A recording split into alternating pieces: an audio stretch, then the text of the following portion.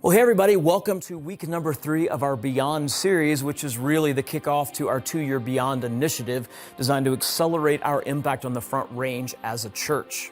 Part of the Beyond initiative, of course, is a financial goal. We have a financial goal of raising $53 million over the next 2 years. More than half of that is operating budget for the next 2 years. An expanded operating budget over the next 2 years, that would be $29 million, allowing us to do more of what we're already doing, but to reach more people and unleash more people through strategic hires and through increasing the ministries that we're already doing, that are already having a great impact on the Front Range. The other $24 million are special projects that allow us to either remove obstacles or seize opportunities for reaching more people and unleashing more people. So when we think about obstacles, those include things like the fact that our North Littleton campus and our Espanol campus are out of space. They've grown so much, and we're so proud of what God's doing there that honestly they don't have room to grow, and so we need to expand their facilities, and so we need some capital to be able to do that. We need to get Castle Rock, our Castle Rock campus, into its own location, its permanent location, so they're not having to set up every single week, and they can really concentrate on reaching that community with the gospel. We need to be able to invest in opportunities like the Mission Hills Association, because a lot of reaching the Front Range really involves coming alongside, supporting, strengthening, encouraging other churches, and so we need to make investments in our Mission Hills Association. And of course, as always, Mission Hills has always been committed to making sure that the richness of the resources that we have here on the Front Range don't just stay on the Front Range blessing us and our communities, but they also go to impact and to bless parts of the world that don't have those kind of resources, but desperately need to hear the gospel. And so we have always been deeply committed to international ministry expansion, international gospel advancing work. You've already heard a little bit today about some of our existing global outreach partners and one of our newest partners, the Timothy Initiative. I'm super excited about our new partnership with the Timothy Initiative because I really do have a passion for seeing churches planted among some of the least reached people groups of the world, and I'm very excited to see what God does with our partnership with the Timothy Initiative. So excited to introduce our guest speaker for today. For a lot of you, he doesn't actually need an introduction. Scott Ridout has been with us many times in the past. For me, he is a trusted mentor and a very, very dear friend. And he is also the Chief Operations Officer for the Timothy Initiative. And he's how I came to find out about this incredible organization and everything that they're doing in the world to advance the gospel. I'm sure he'll give you a little bit of a sneak peek behind the scenes of what God's doing there and why I'm so excited to be partnering with them. But would you join me in welcoming Scott Ridout to the stage?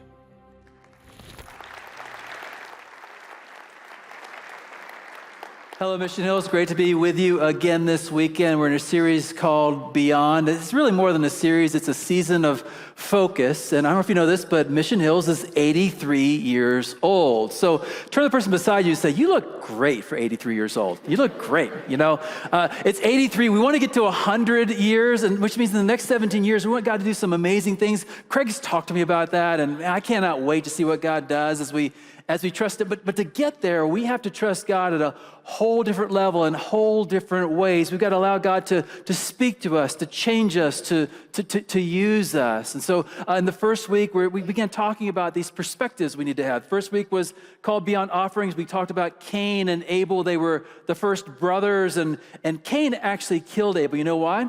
Because he was able. And I know, it's a dad joke. But really what we're focusing in on is this idea of giving, of offerings. And God doesn't want our leftovers. He wants our first, our best, our finest.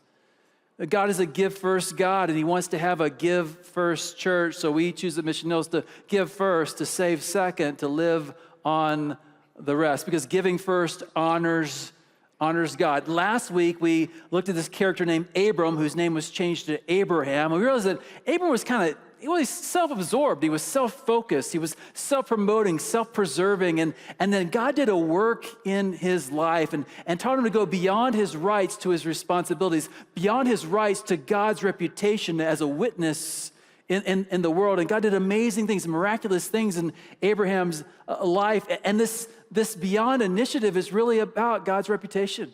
That God's reputation would advance in great ways because of our witness, our generosity in the Front Range and beyond and around the world. Today, we're going to stick with Abraham, but we're going to go to a different season of his life. And Abraham's about to go through a test with God. How many of you like God's tests? Yeah, me neither. I mean, I didn't see a hand go up, just so you know. God's going to test him. He's going to test him in a way that he would never test any of us. He only did it one time in history. He'll never do it again. There's a reason why he did it, but he's going to test him. And what he's going to do, he's going to take, and God's given him a prized possession, something that he promised, something that God provided. And he's going to look at Abraham and say, I know I provided this. I know it's an actual answer to prayer, but I'm going to ask you to give it up in a moment of faith and obedience. And just so you know, Abraham passes the test. And the reason we're looking at this is because Abraham thinks some things, he does some things that we need to apply in our lives as we go through the tests that God gives us in our lives. So do me a favor, meet me in Genesis chapter 22. If you don't have a Bible, it'll be up on the screen, but meet me in Genesis chapter 22, and we'll talk about that. And as we start, I want to ask you a question. Has God ever given you something that was an answer to prayer? It was exactly what you wanted and you felt you needed, only to ask you to give that up. And how did you do in that test? Genesis chapter 22, starting in verse 1, it says this: sometime later, God tested Abraham. There's that word. God tested Abraham. And he said to him, Abraham, here I am, Abraham replied. So what's going to happen here is it's a test. A test always flies in the face of convenience. It always flies in the face of comfort. It stirs the status quo to uncomfortable levels. And notice that Abraham is not a young man. He's over 100 years old. He's older than Mission Hills. He's over 100 years old. And yet his answer when God calls him, he says, here I am. In the Old Testament, when you were a servant and you had a master and the master said whatever your name was, you would say, here I am, meaning I am willing to serve. Here's Abraham over 100 and he's still serving God. He's still saying, God, you're the leader of my life and I want to serve you. It reminds me that faith only exists in the present. You can't look back and say, well, there's my faith back there 20 years ago, 40 years ago, 60 years ago. No, faith only exists in the present. Faith has to be fresh. And as we enter into new chapters of life, we are going to have new tests, and our faith has to be prepared for those moments that God brings us into those things. There is no retirement from living on mission. I don't care if you retire from your job, but there's no retirement from living on mission. He's over 100 years old, and he's still on mission for God. So here we get to verse 2, and the text kind of slows down in this moment. This is the kind of, everything's been boom, boom, boom from Genesis 1 to Genesis 22, but all of a sudden it slows down right here. And this is the big task. This is the big request from God. Verse 2, then God said, take your son, your only son, the son that you love, Isaac, and go to the region of Moriah. Sacrifice him there as a burnt offering on a mountain I will show you. Isaac was the miracle baby. He was the promise of God to Abraham and Sarah in their old age. And young generation, when I say old age, I'm not talking 40, all right? He's like 100 years old when this happens. Sarah's right behind him. Can you imagine Parents' Day at school? I mean, Isaac's pushing the wheelchair. I mean, it's crazy. But God gives him what he's been praying for. He gives it, and this is a child of promise. God has promised that generation after generation will be blessed because of Abraham's seed. His son would have sons, would have sons, would have sons. This is a fulfilled promise. And now God is saying, I know you treasure him. I know you love him. I know he's an answer to a promise. I know he's an answer to prayer. I know he's all these things, but I want you to give him up. Now, some of you are already asking, wait, why would God ask anybody to sacrifice their child? And I'm going to explain that in just a little bit, but I want you to see for us the context of this. I want you to think about the thing that you love most, the thing that God has given you that you treasure, the thing that maybe gives you the sense of success, security, satisfaction, significance, the thing that kind of defines life for you. I mean, it could be your spouse, it could be your family, it could be your career and where you've gone in that. It could be your savings account, your 401k, it could be your prominence in society. It could be anything like that. And what if God said to you what he's saying to Abraham? Listen, I know I gave you that. I know you really enjoy it, but I'd like you to release it. I'd like you to give it back to me. Who here in this moment would pass the test? It's a difficult time because God is taking him out of his comfort zone. So Craig told you that I work for an organization, the Timothy Initiative, that plants churches in places where the gospel has never been, people who've never heard. You know, we love talking about the second coming of Christ as a church. They've never heard about the first coming of Christ. It's been 2,000 years. They've never heard. And the reason they've never heard is because the places that we work are so difficult to get to because the opposition is so fierce. I mean, there's places right now, this past week I saw an article that one of the countries we work in, they're going to see if they can put in the death penalty for anyone who converts to Christianity in their country. There's one place, it's a 5-year prison sentence for sharing your faith. There's all these things that are happening. I was in a meeting on Friday, and I was talking to a friend of mine in a certain country, and he told me that the person, one of the people in one of the villages we were trying to reach that didn't have the gospel, someone came to Christ in that village, and as soon as the villagers heard about it, they took his life. He grew up in that village. They took his life, and then they told his family, he can't be buried here. There are no Christians in this village. He cannot be buried here. You have to find somewhere else to bury him. Someone from another village had to take the body to bury it. People are losing everything. They're losing their family. They're losing their livelihood. They're losing all these different things. But they're losing these things that they love for things that they love even more. I'm talking about a relationship with God. So in the country I was telling you about that has a 5-year prison sentence for sharing your faith, I was talking to one of my friends there when that law went into effect a few years ago, and I said, what are you going to do now? He's like, what do you mean? So what are you going to do? Now it's illegal to share your faith. He's like, I'm going to share my faith. I said, but you're going to get thrown in jail. He's like, Scott, there are people in jail. And I got a captive audience in there. You know, he'd probably get thrown out of jail for sharing his faith too much. I mean, it's crazy. And yet these people, they have these things they love, but they love God even more, and they're choosing to trust God. They're passing the test. Tim Keller says this about tests. He says, you're not really in a test until your wisdom seems to contradict God's wisdom. You have not been tested until it looks like to obey God will lead to some kind of death and will require some kind of resurrection. That's a test where you're thinking and God's thinking don't line up. Abraham thought this way.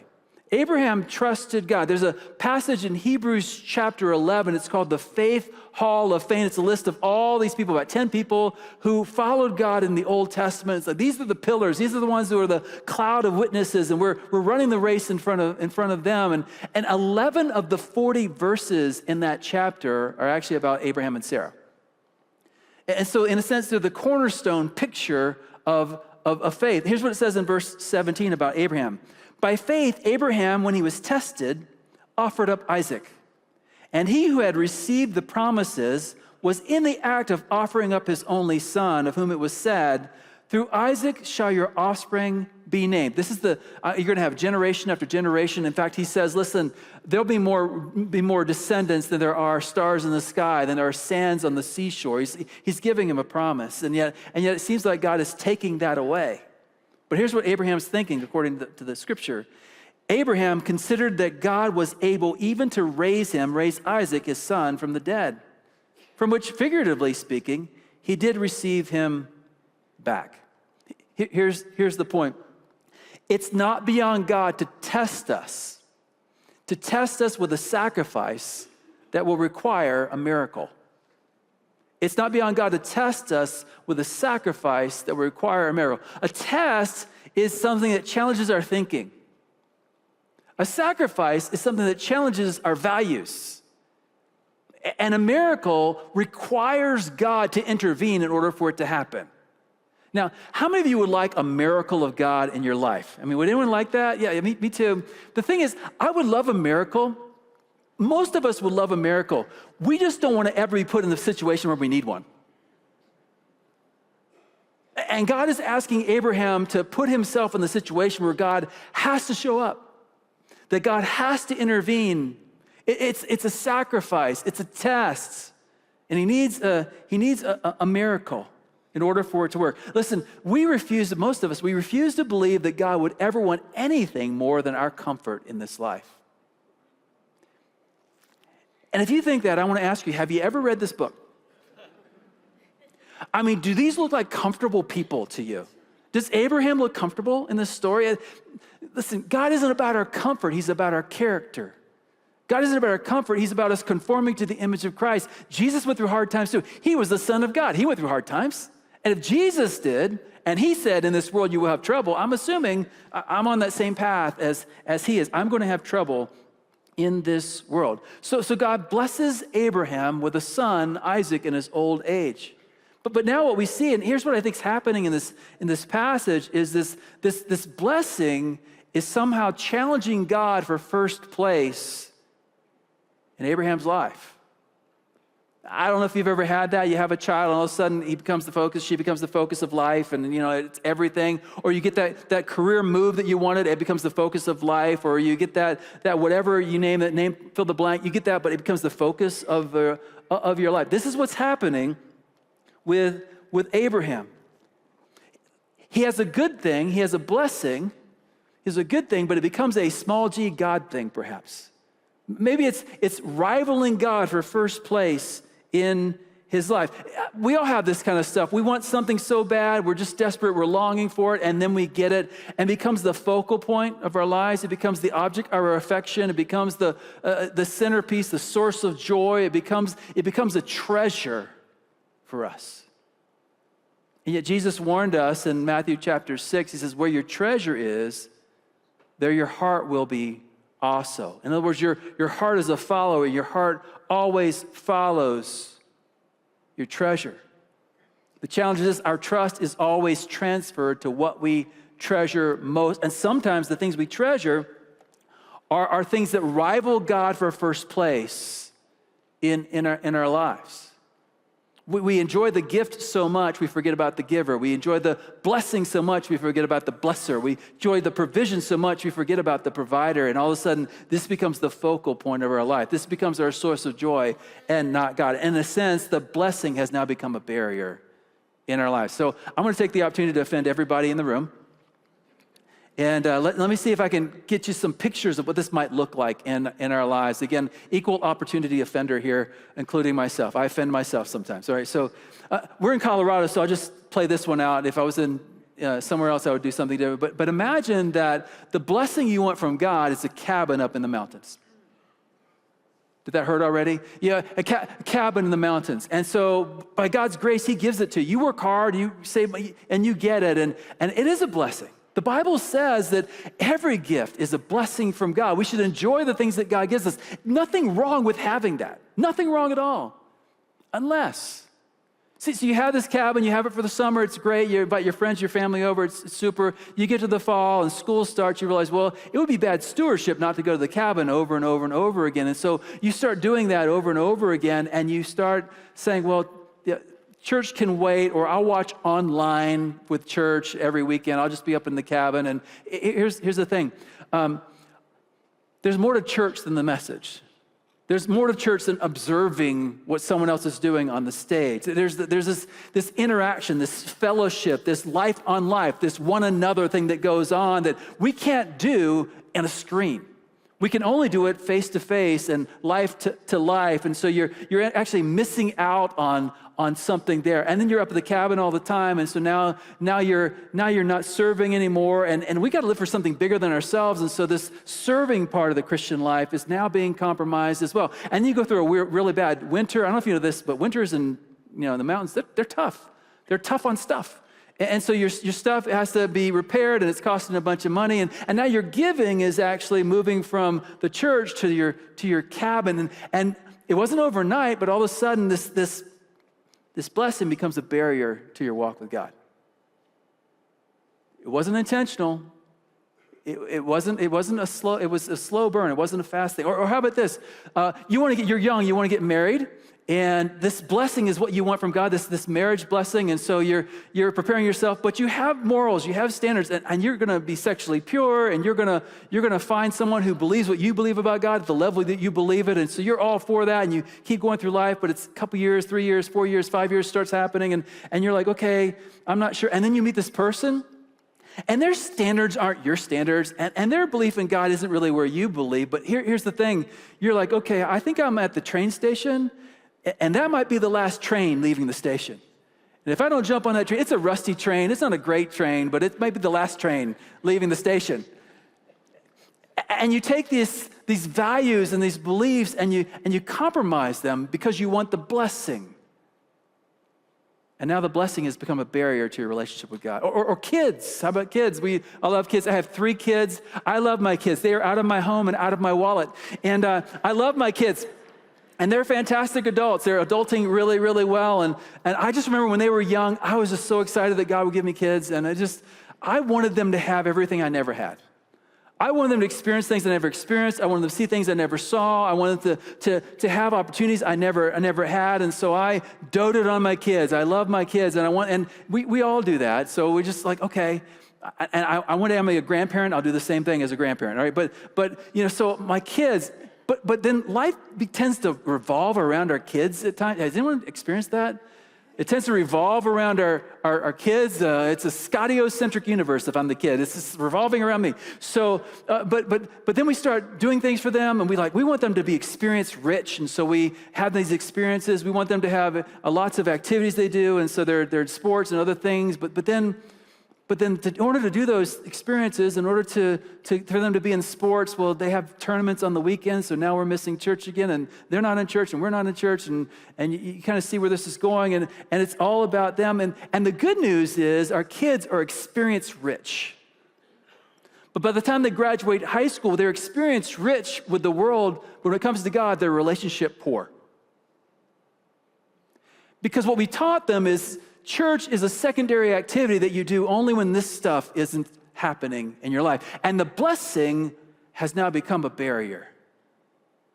In Abraham's life, it's quite possible that Isaac had just a little too much focus, a little too much attention, and God is testing him in this moment. So he says, I want you to sacrifice your son. Verse 3, early the next morning, Abraham got up and loaded his donkey. It was a BMW donkey, I promise you. It was some high-level donkey. He took with him 2 of his servants and his son Isaac. And when he had cut enough wood for the burnt offering, he set out for the place that God had told him. So verse 2, he says, sacrifice your son. Verse 3, he's off. It just sounds too easy. It sounds like, okay, that there had to be some struggle. I promise you there was. There was a lot of struggle here. I know for a fact he did not tell Isaac what his plan was. I think he didn't tell Sarah. Can you imagine? Honey, I'm taking her son. I'm going to go sacrifice him. What? This is not going to be that way. I imagine he's struggling. Next verse, it says, on the 3rd day, Abraham looked up and saw the place in the distance. So this isn't like a 1-hour travel. It's 3 days on the donkey.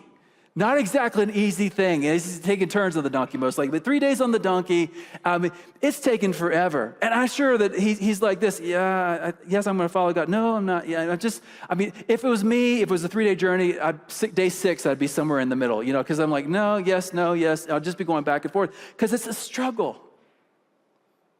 But Abraham, in 3 days, he gets to where he needs to go. It reminds me that God isn't impressed with super starters. He's just not.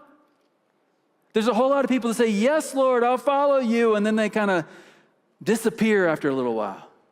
They don't do what they say they're going to do. That doesn't impress God to start well. He's not interested in super starters. What catches his eye is faithful finishers. Even those who struggle all the way along the way, who say, okay, God, I'm going to follow you. No, and they're just struggling, but they finish what they started. God loves that. Catches his eye is a faithful finisher who's going to trust him with their life. Well, he goes on, the next verse, he says that he said to his servants, stay here with the donkey, with the BMW, quick, while I and the boy go over there. We will worship, and then we will come back to you. Now, this is my favorite verse in the whole passage because there's so much here. First, let me give you two things in this passage. Number one, once again, we see the connection between giving and worship. He says that he and the boy are going to go worship. He's there to sacrifice his son. Craig said this, but again and again, worship is best defined by giving, not by songs, not by preaching. Worship is best defined by giving. And this is a whole different level of giving. This is a sacrificial giving. See, the idea here is that worship is not a recognition of God. It's a reorientation to God. It's a posture of surrender. And then we see this connection not just between giving and worship, but sacrifice and worship. It's right here in the text. I'll show you some other places. In 2 Samuel 24, verse 24, David is saying, I want to build a place of worship for God. And he goes to this farmer and he says, I'd like to buy your land. And the farmer says, well, if it's for God, if it's for worship, listen, you can have the land for free. But look what he says. David says this, I will not sacrifice to the Lord my God offerings that cost me nothing. In order to worship, I need to give something that costs me something. It's not just the leftovers. It's not just whatever remains at the end of the month. I need to give God, I need to put him first, and I need to give him something that costs me something, that sacrifice and worship are connected. True worship always costs us something. It always requires sacrifice. That's Old Testament. Let's go to New Testament, Romans chapter 12, Verse 1, Paul's writing about worship and sacrifice and how they're connected. And he says, therefore, I urge you, brothers and sisters, in view of God's mercy, in view of all that God has done for you, if we understood all that God did for us, this is what we would do. He says, to offer your bodies as a living sacrifice, holy and pleasing to God. This is your true and proper worship. The sacrifice that God wants is us. So here's the great news for the day. Listen, God doesn't want your money. He doesn't want your money. I mean, if he wanted it, he would just take it, right? I mean, the government takes your money without you telling. I mean, they just take your money. God's bigger than the government, right? Not that I'm bitter. But right, if God wanted, he would just take it. But what he does want is what your money represents. Your heart follows your treasure. Your money represents your heart. He wants all of you, heart, soul, mind, and strength. He wants your time, talent, treasure, thoughts, and touch, all to be focused on him. See, God doesn't want just sacrificial giving. He wants sacrificial living. So the first point is, here's the connection again between giving and worship. The second point under verse 5 is that he says that we will go, and you notice this, and we will come back to you. Remember, he's there to sacrifice Isaac, but he says, we will go and we will come back to you. Abraham believes that God is going to intervene. Abraham believes there's going to be some sort of miracle in his life. See, what we like to do with God, and what I like to do at least, I might talk for you, but we like to know why and we like to know how before we follow God. We love it when God's logic lines up with our logic. In those times, we'll follow God. But here's the question. Where's the faith in that? If everything God does and wants you to do in your life is the same as what you want to do in your life, I have news for you. You're God. God's going to ask you to do things that are counterintuitive, counter-comfort, counter-convenience. That's where our faith gets challenged and our faith begins to grow. Here's the thing with Abraham. He doesn't know why he's being asked to sacrifice Isaac. He doesn't know how God's going to intervene. He doesn't know those things. But what he does know is this. He knows who. He knows who God is. For 120 plus, he's experienced God over and over and over and over. He knows who God is.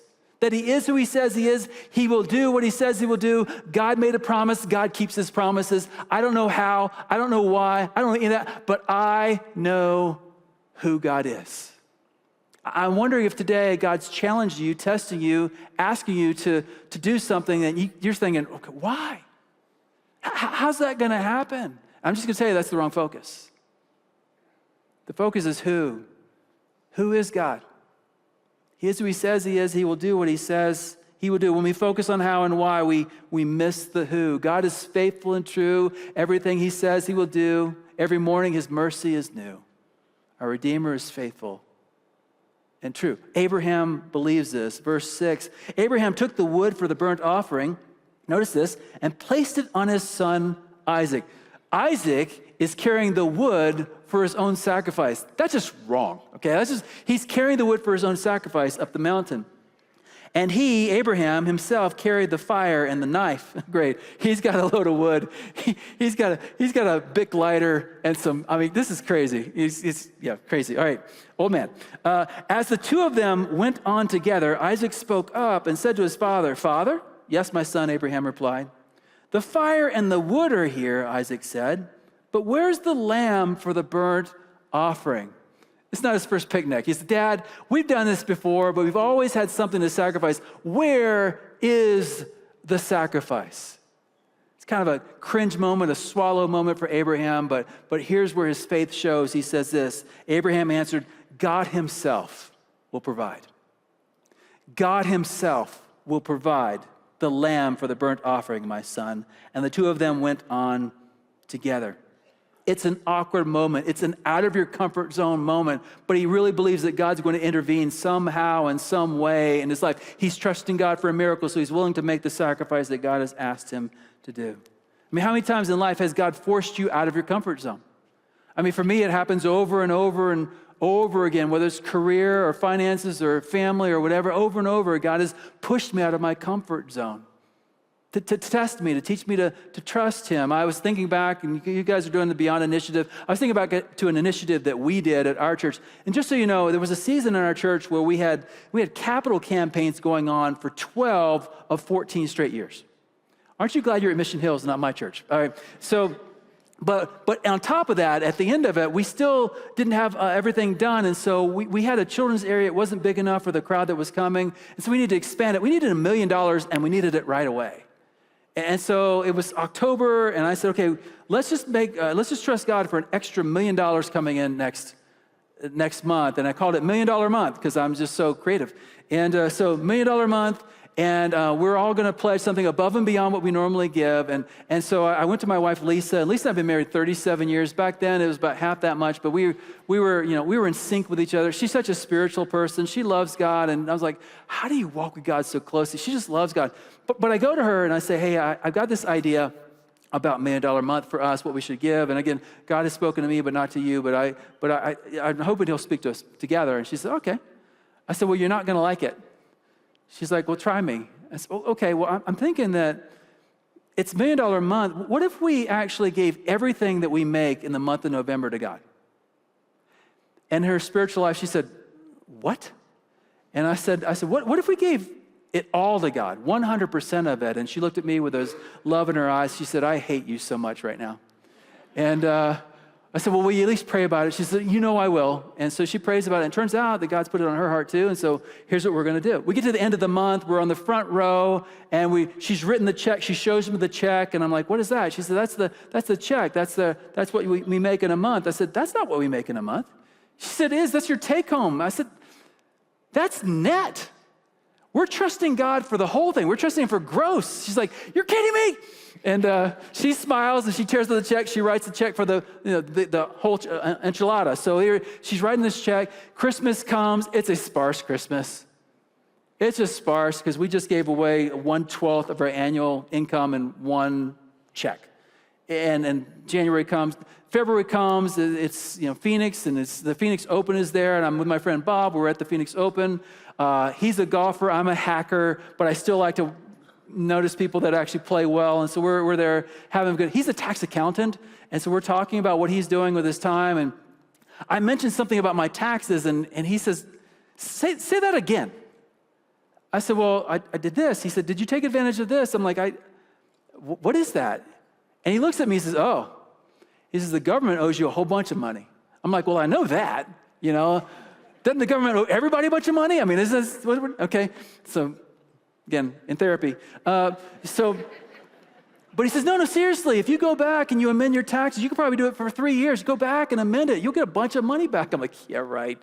But I go ahead and do it anyway. And in March, a month later, I get back 1.5 times what we wrote in November.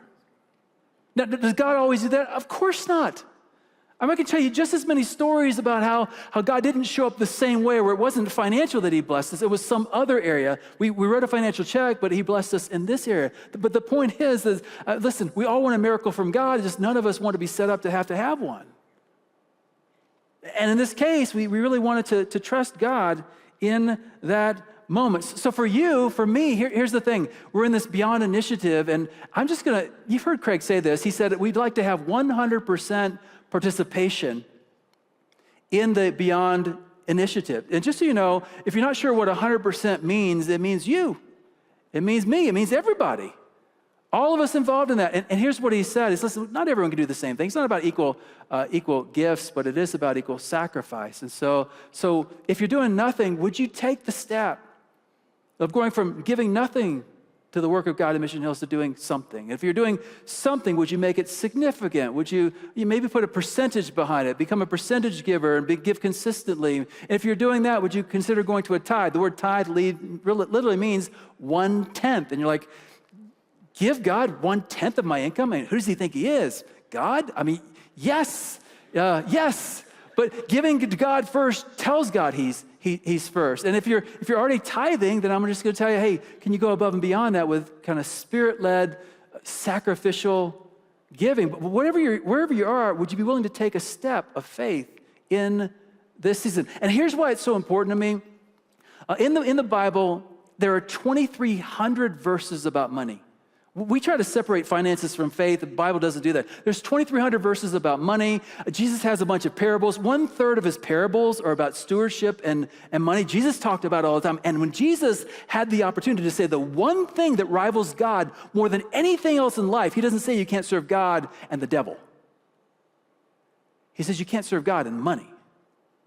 Because it is the one thing that rivals God more than anything else in this life. The Apostle Paul understands this too, and he's talking to the Corinthian church in 2 Corinthians chapter 8. Now, in 1 Corinthians, it's like a reality TV show. It's Jerry Springer all over again. There's crazy stuff going on. It's insane what's there. Read your Bible.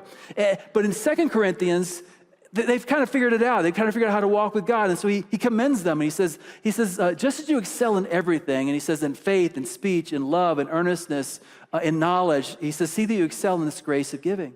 So here's what he sees in these Corinthians. He said, listen, the way you were and the way you are now, it's just night and day. Your faith is so much stronger. Your knowledge of God is so much greater. Your ability to speak in ways that honor God is obvious to everyone. Your earnestness, your passion is just out of this world. Your love for each other, I see it happening. Love for God, love for each other, it's happening. And for a lot of us at Mission Hills, I would just say, listen, you got a pastor who has he's a professor at a seminary. Your knowledge is through the roof as a group. Your faith is big. This whole Beyond initiative is a big faith thing. Way to go. And your speech, some of you have become teachers. You came to Christ here, now you're teaching. That's your speech improving. Your earnestness, your passion, I see how you worship. Listen, your passion is high, your love for each other is obvious. But then Paul says this, he says, see that you excel also in the grace of giving. So when I was 40 years old, I see this verse, and I came to Christ at age 19. And when I was 19 years old, my mentor, my discipler told me, he said, listen, the first step of trusting God is with your finances because it rivals God more than anything, so you should give 10% of your finances. Well, I was making all of $600 a month as a college student. But I said, okay, if that's what God, he's God. I just want to worship him. So I started doing that at age 19 and did it at 20, 21, 22. And I just did it so I'm 40 years old. It's been 21 years where I've been giving God a tithe at 1/10 of my income. And I'm reading this verse and I'm asking myself, that word excel, interesting word, excel. I've been doing the same thing since I was 19 years old. I'm now 40. Is that really excelling? Is that really excelling? Some of us have been in church since we were 4 years old. We were taught to tithe when we were 4 years old. We've been doing it since we were 4, now we're 70. Listen, are you doing anything else the same as you were as you're 4 years old? And is that really excelling to do the same thing you've done over and over and over? What would it mean to step it up with your faith, to make your faith fresh in this season through the Beyond initiative? It's the perfect time to to get started. Abraham's faith is just as fresh at age 120 as it was when he was younger. It says in verse 9, when they reached the place God had told him about, Abraham built an altar there and arranged the wood on it. He bound his son Isaac and laid him on the altar on top of the wood. I can't imagine the moment. But I do think this. I think that Isaac was a willing participant. And the reason I think that is because it says that when they went up the mountain, it wasn't Abraham who carried the wood, it was Isaac who carried the wood. Isaac's strong enough to carry all the wood up the mountain. You know, most scholars say Isaac was not 5 years old.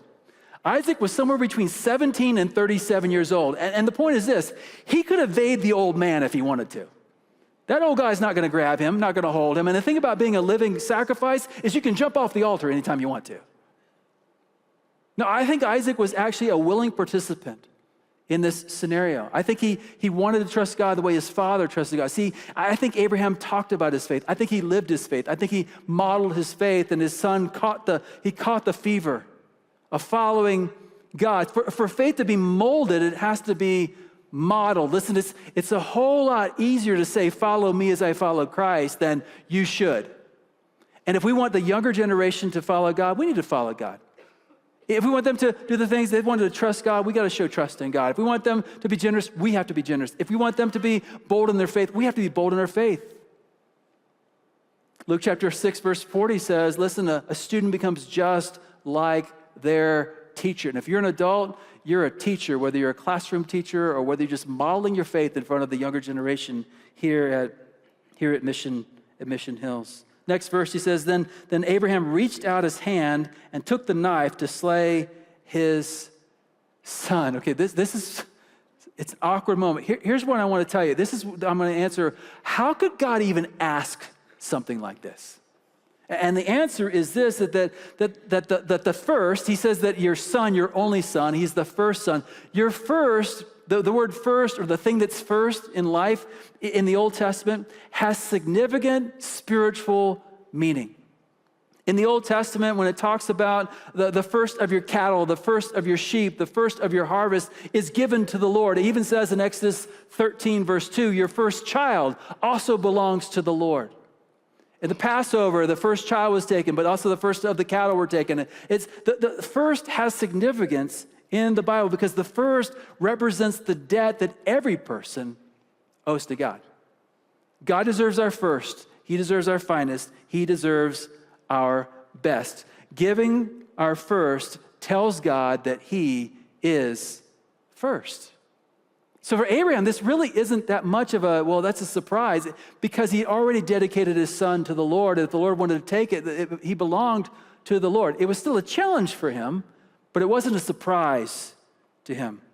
So here we are in the story. He's got the knife in his hand. It says, but the angel of the Lord called out to him, to Abraham, from heaven, Abraham, Abraham, here I am. He's still serving. Here I am, he replied. Do not lay a hand on the boy, he said. Do not do anything to him. Now, I know that you fear, this word is actually trust. I know that you trust God because you have not withheld from me your son, your only son.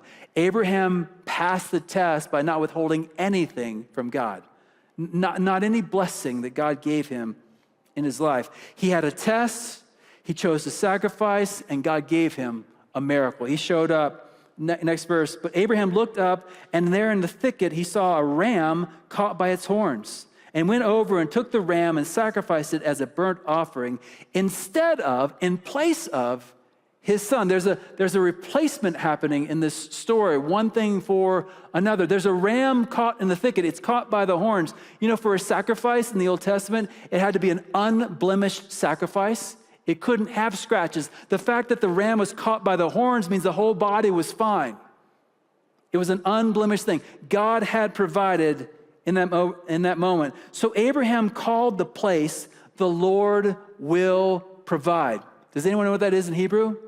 Jehovah Jireh. Jehovah Jireh, the Lord will provide. And to this day it is said, on the mountain of the Lord it will be provided. And all of a sudden we realize this was God's plan all along. He wasn't going to actually allow Abraham to sacrifice his son. He was just saying, but are you willing to give it up for me? and he gave it back to him. Listen, this story is not about Abraham's faith. It's about God's faithfulness. It's not about Abraham's commitment. It's about God's character. It's not about why and how. It's about who God is. And do you trust him with every area of your life?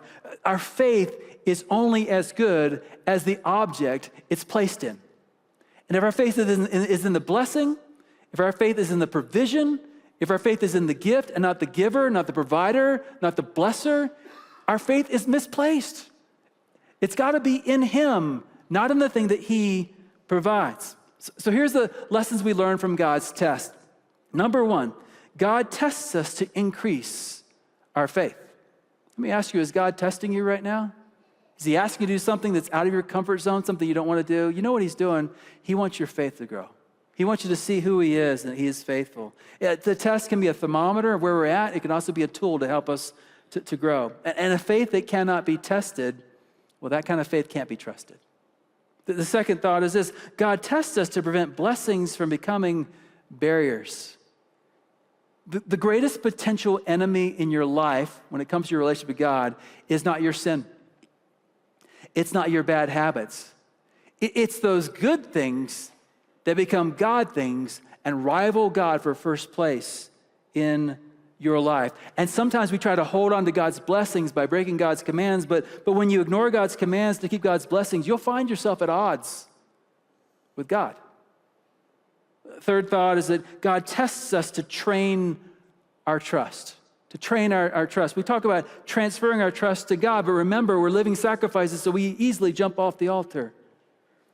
We want to trust God, but sometimes our trust goes back to the blessing. It goes back to the provision. It goes back to the gift. And we got to train our trust to stay on God, to stay focused on him. And so this faith has to be fresh.